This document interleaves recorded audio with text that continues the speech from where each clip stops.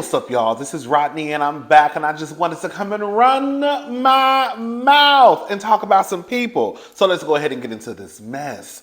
So Beyoncé, this is according to People.com. Beyoncé files IRS petition in response to U.S. government claiming she owes $2.6 million in taxes. So when Beyonce said the best revenge is your paper, the U.S. government wasn't listening. I ain't gonna lie, when I saw that earlier, I did cackle. The 41-year-old singer-songwriter filed a petition to the Internal Revenue Service earlier this month in response to the organization claiming Beyonce owes a total of $2.6 million in back taxes from 2018 and 2019. Documents obtained by People state that she's requested a trial in Los Angeles, though a potential date is unknown.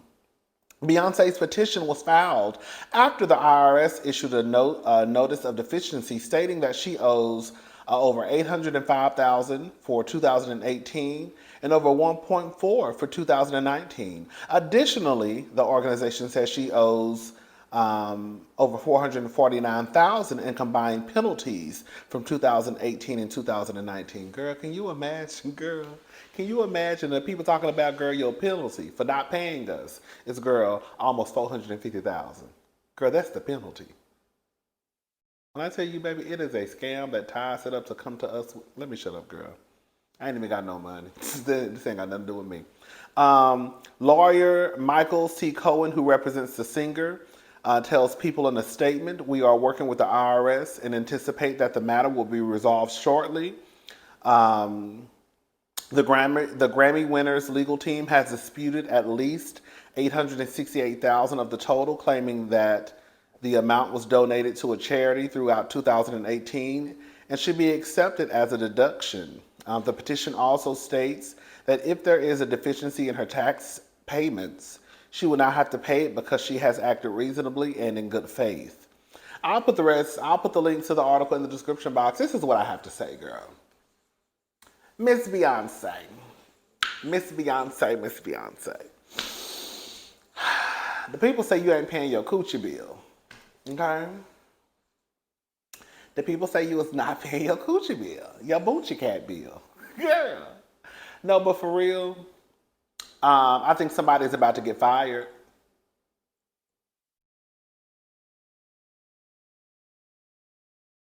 Yeah. I think someone is about to get fired because one thing I will give me Miss Beyonce, she don't play those games. And she's very aware of her image. And things like this don't fall in line with the image that Beyonce likes to portray, you know? And that's not necessarily a bad thing. So I think that Beyonce just not going around, just not taking care of her business. I think that if she does actually owe 2.6, this 2.69, somebody's probably getting fired. Because the last thing Beyonce wants is her name in headlines for baby not paying her boochie cat bill. Yeah, somebody's getting fired. So whoever it is, girl, go ahead and dust off your resume. Girl, because girl, you about to be unemployed. So you better hope. You better hope that whoever this was, that girl, y'all really was on y'all P's and Q's and y'all really did y'all due diligence, and girl, it's really a mistake on the IRS because as we know, girl, they owe well girl, that was also Tyler Perry's people. I think the IRS ended up owing Tyler Perry like $9 million. But I think that was a mistake on behalf of the people that, takes care of his business. So, hopefully this is a mistake on the side of the IRS and the people who are, doing Beyonce's taxes or whatever. They can say, girl, look, I told you, girl, I know what I'm doing. But if not, okay, let's go, little kitty cat. She don't want you anymore. Okay. diamonds on my neck, diamonds on my necklace, 615 coming down, riding Lexus. How you gonna neglect this? You was just a hot mess. You ain't got to lie, Craig. What about my body? What about my body? That's old school. That's kitty cat. That's what. You have to be a certain age. You know, some of y'all girls. No, that's a lie. I was about to lie. I was about to say some of y'all just got into Beyonce. That's a lie. That's a lie. The girls know about kitty cat. Okay, you ain't got to lie, Craig. What about my body? What about my body? Hey, you ain't got to. Let's go. Anyway, shout out to Beyonce. All right, y'all, let's move on. Who else is up? Ooh. Smokey Robinson reveals he had an affair with Diana Ross. She's a beautiful lady. Girl, I'm gonna tell you one thing about it, two things for sure, three things for certain. When people get old, they gonna start telling all the business. I can't wait till I get old. Because I do need some therapy. I do. I need some therapy. I think we all need therapy. But I need some therapy because I need to learn how to let certain stuff go. Like stuff that happened to me in high school, middle school, I still kind of like think about that stuff. And for the girls and boys who I grew up with, especially the boys, the ones who used to pick with me in high school and middle school, y'all better hope one day, girl, when the day comes, y'all better hope I don't decide to write a tell-all book. Because I'm going to tell everybody, I'm going to tell on all y'all who was messing with me and talking about me being gay, how y'all was my friend. Because he told me. He gave me, let me go through my list. Okay, that's one. I got about 6 of y'all on my hit list. Yes, I do. And some of y'all got wives and kids now. I'm not saying you can't experiment. I'm not saying you wasn't in your experiment phase in high school because you probably just wanted to, see what a little pussy felt like, see what a little DICK felt like. I'm not saying you can't experiment one time and then go on by your business and marry your wife and have some kids. But the truth of the matter is, girl, y'all better hope I don't tell it. Y'all better hope when I get about 80, I done let it go. Y'all better hope I done let it go, because I'm gonna shake the table and I'm gonna ruin some households.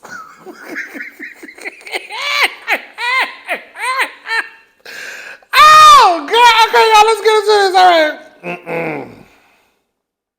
So Smokey Robinson is opening up about his numerous affairs, including one with his childhood friend Diana Ross. In an interview with The Guardian on Thursday, the legendary singer revealed he had an affair with Ross for about a year, while married to his first wife, Claudette Rogers.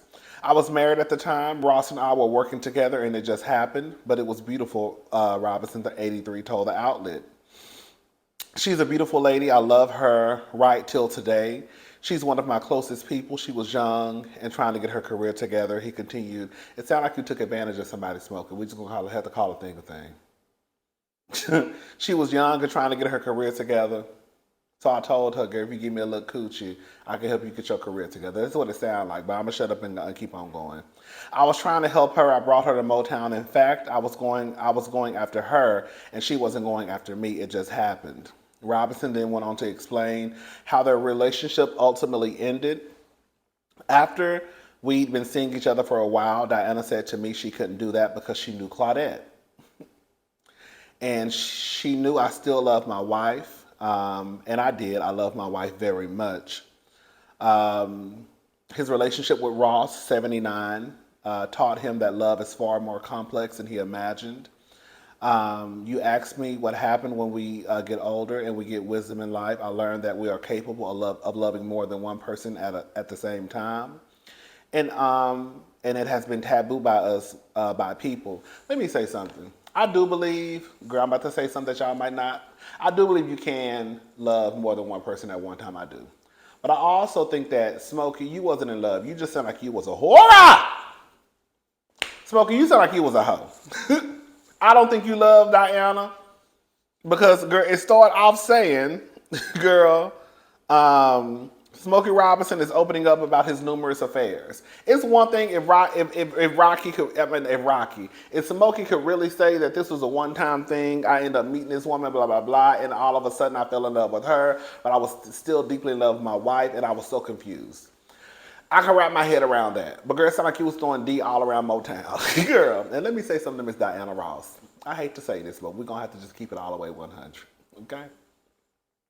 If I was Miss Claudette Rogers, girl, the way I would be wanting to slap Smokey and Miss Diana Ross. Ain't no mountain high enough. Ain't no river high enough. Ain't no valley low enough to keep me from you. Girl, what Mama Joy said, okay? Ain't no river low enough.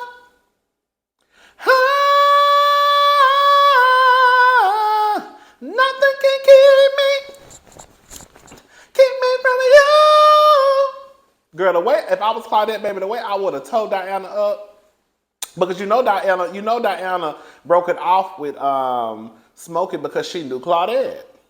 So it sounded like Diana, girl, as legendary as she is, you sound like you was a trollop, Diana, girl. Not only was Smokey, girl, a mess, it sounded like you was a mess too. And it sounded like you was smiling that lady's face and throwing your legs open to her husband. Claudette should have hired somebody to whoop Smokey, and then she should have took care of Diana. But she wasn't going to do that because she was probably, I don't know, Claudette Rogers, she probably was dependent on Smokey's money. She probably was a stay-at-home wife. You know what I'm saying? I don't know. Ain't no river, baby. Ain't no mountain high enough. Ain't no valley low enough. Ain't no river wide enough to keep me off your ass, baby. That's what, if I was a Miss Claudette, that's why I would have told Diana.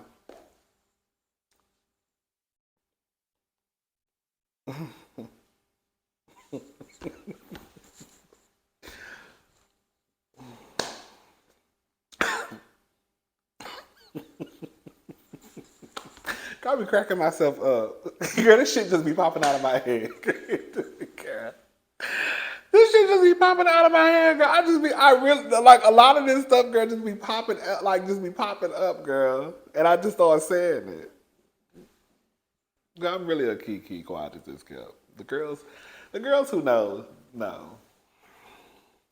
You know, one time I was talking to, never mind. I'll tell y'all that another day. Anyways, let's move on. Girl, I started singing Ain't No Mountain High Enough after I said, girl, if I was Miss Claudette, girl, because ain't no mountain high enough to keep me off your ass, baby. Girl, I would have wore Diana out, whatever her name is. Girl. All right, police dropped charges for one man accused of 6ix9ine attack. So one of the men charged in the infamous LA fitness 6ix9ine attack will no longer face charges for the brutal beating. On Wednesday, April the 26th, XXL confirmed via court records that the Palm Beach County Sheriff's Office is no longer pursuing charges against Anthony Maldonado for the ASSAULT of 6ix9ine, which occurred in the LA fitness bathroom in Lake Worth, Florida last month. Anthony,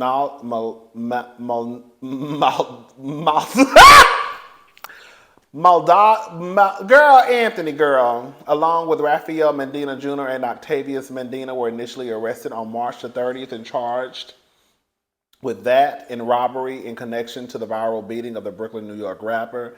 I'm not going to read all of this. I just want to get to the point where 6ix9ine is basically saying that, girl, he a G. That's pretty much what he was getting to, and stuff like this gonna happen in life.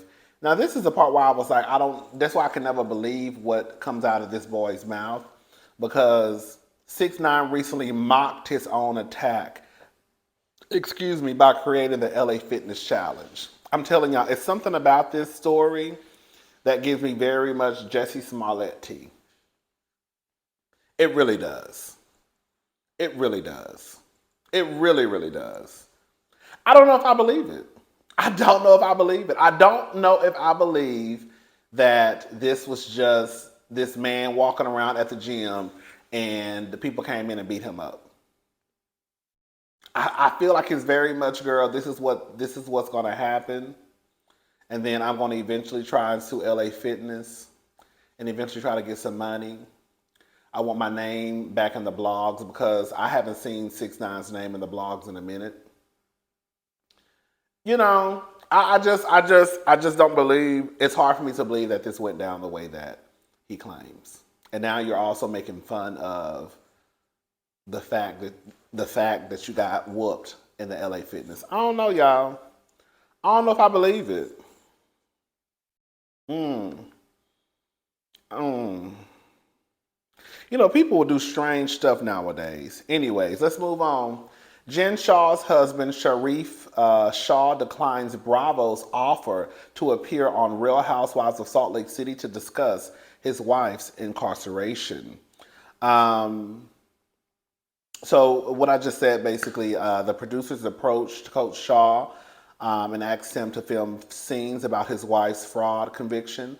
According to TMZ sources, Shah turned down the offer because he and Jen were dissatisfied with how Bravo treated the ex-housewife following her sentencing. Jen pleaded guilty in July 2022 to scamming thousands of individuals, mostly the elderly, through a telemarketing scheme. She initially entered a not guilty plea. On February 17, 2023, the reality star entered prison for her 5.5-year sentence. Shaw was additionally offered to pay her victims $6.5 million in restitution. Girl, let me just say this. I know Coach Shaw is fine and all that good stuff. Girl, girl, this is no tea, no shade to none of y'all. I know we all believe what we want to believe.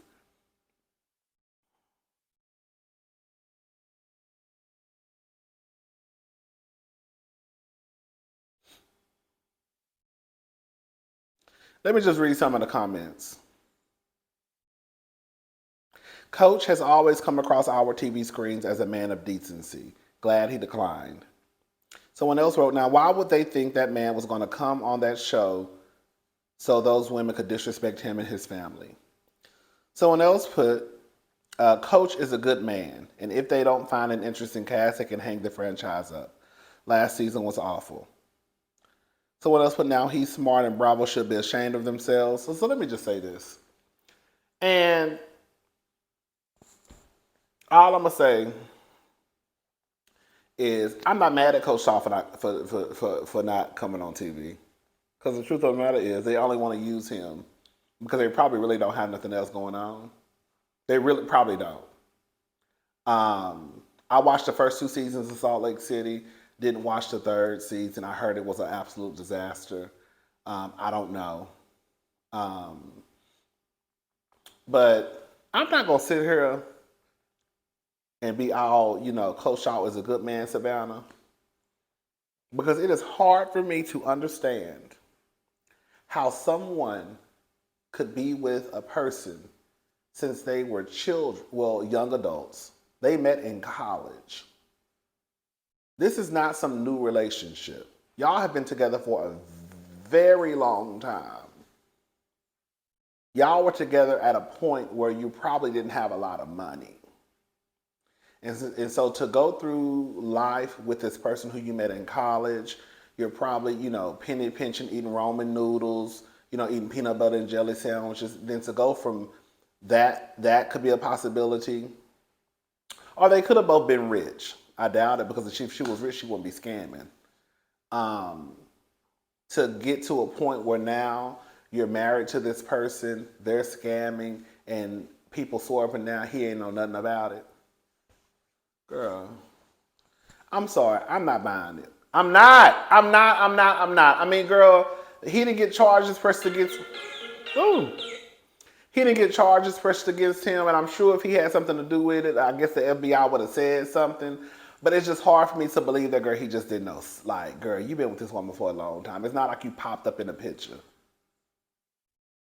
I hate to say it, but I'm going to go ahead and say it. At least with Erica Jane from Real Housewives of Beverly Hills, when she entered the picture with Tom Girardi already had that big house. Erica was the 3rd wife that lived in that house. Now, I don't know if he had those planes, but that lifestyle was pretty much already there. The only thing that I can question Erica Jane about is, did sometime throughout the marriage, did she start to think, he's very wealthy? Does he really make a lot? Because there are lawyers out there who are like wealthy. So maybe she thought that Tom was one of those lawyers that was just extremely, extremely, extremely, extremely wealthy. That's the difference to me, though. Erica came into a situation that was already pretty much established. The house was there. The money was there. Erica was on the host role and got picked up. Coach Shah and Jen have been together since college. So we've been through this. We going through the loops and the hoops and the ups and the downs, and now all of a sudden you got all this money and I ain't never asked you, girl, where's you getting this money from? How you live this lifestyle? Because I know what I make as an assistant coach. Because wasn't he an assistant coach? Anyways, girl, I guess it don't matter, child. Like I said, I could think what I want to think, but if the FBI had something on him, I guess he would be in jail too. He's not in jail, so I guess they ain't had nothing on him. I guess, girl. I don't know. Anyways, I love doing that to this iPad. All right, I'm gone. I'll talk to y'all probably tomorrow. Bye, y'all.